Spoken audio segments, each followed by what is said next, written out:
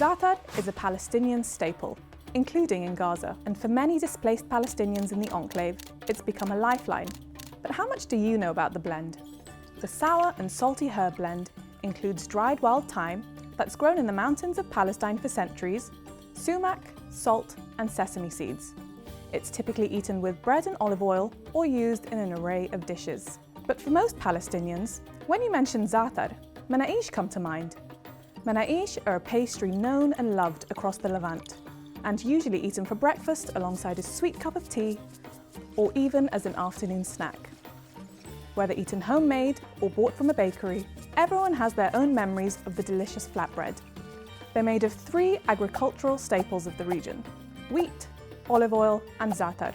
The herb mix, that has become internationally known in recent years, can be found on every Palestinian table.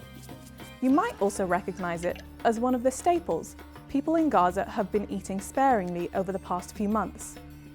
We've seen it used atop homemade dough, with Palestinians trapped in the enclave making their own Manakish, then using their makeshift ovens to bake the flatbreads, since most bakeries have been out of service after being systematically targeted by Israeli forces.